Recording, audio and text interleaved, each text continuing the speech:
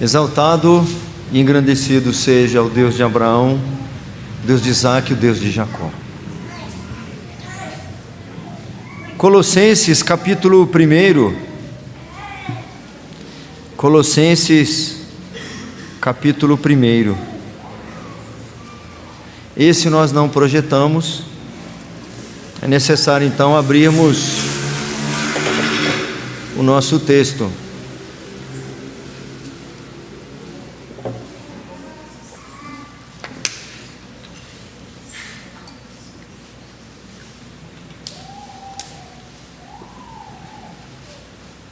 Colossenses capítulo 1.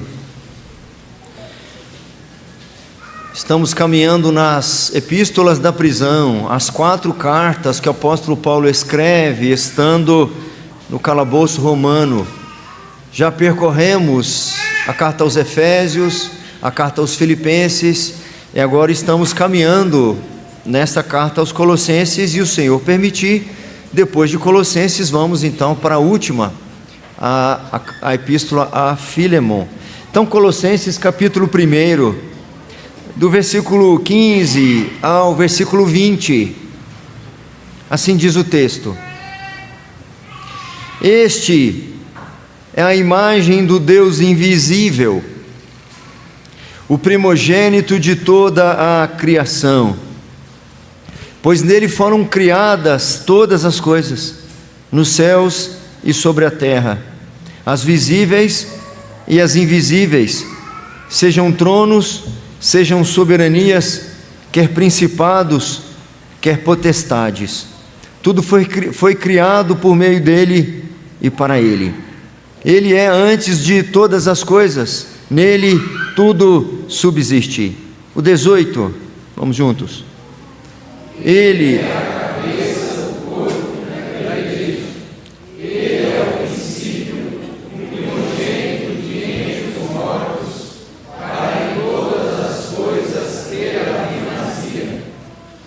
porque aprove a Deus que nele residisse toda a plenitude, e que, havendo feito a paz pelo sangue da cruz, sangue da sua cruz, por meio dele, reconciliasse consigo mesmo todas as coisas, quer sobre a terra, quer nos céus. Oremos mais uma vez, meus irmãos. Tua palavra, Senhor, nos ensina que aqueles que confiam no Senhor são comparados ao monte Sião, que não se abala, mas permanece para sempre. Tua palavra nos ensina que, como em redor de Jerusalém estão os montes, assim o Senhor ao entorno ou em redor do teu povo. Nós nos firmamos no Senhor. Tu és o arrimo da nossa sorte, outro bem não possuímos. És nossa herança, és nosso socorro bem presente na tribulação, nosso rochedo, nossa fortaleza, nosso amparo, nossa cidadela. Mas reconhecemos, Senhor, que muitas vezes, por nossa conta, pela inclinação perversa do nosso coração enganoso, tentamos fugir da Tua presença, tentamos nos afastar do esconderijo em que estamos sempre seguros.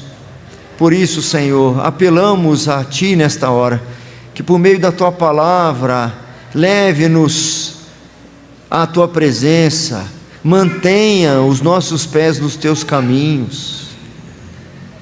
Oriente, Senhor, os nossos pensamentos, norteie a nossa vida, conduza-nos conforme o Teu querer, conforme a Tua vontade.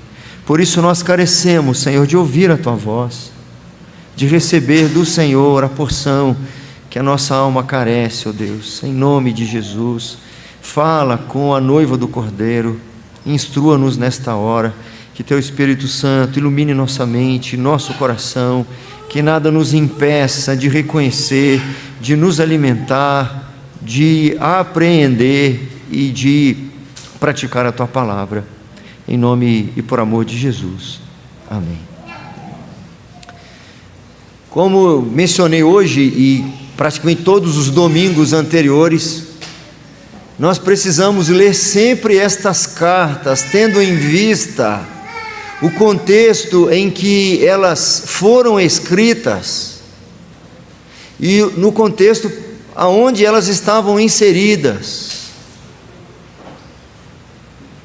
Tanto o autor da carta, o apóstolo Paulo, quanto os crentes da qual a carta se destina, viviam situações adversas, situações difíceis.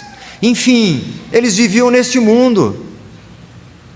Mas eles não só viviam neste mundo, mas eles viviam neste mundo procurando viver com integridade. E o próprio apóstolo Paulo, quando vai escrever a sua última carta, provavelmente o seu último escrito, a segunda carta a Timóteo, ele vai dizer: ora, todos quantos querem viver piedosamente no Senhor serão perseguidos. O apóstolo Paulo estava preso não é porque ele matou alguém, cometeu algum crime, mas porque pregava Jesus Cristo ressurreto dentre os mortos. E ele afirma para Timóteo que os dias seguintes seriam muito difíceis, porque os homens seriam muito mais amigos dos prazeres do que amigos de Deus. E todos aqueles que quisessem viver de maneira piedosa, honrando ao Senhor, destoariam tanto do seu contexto, incomodariam tanto o seu contexto, que seriam perseguidos.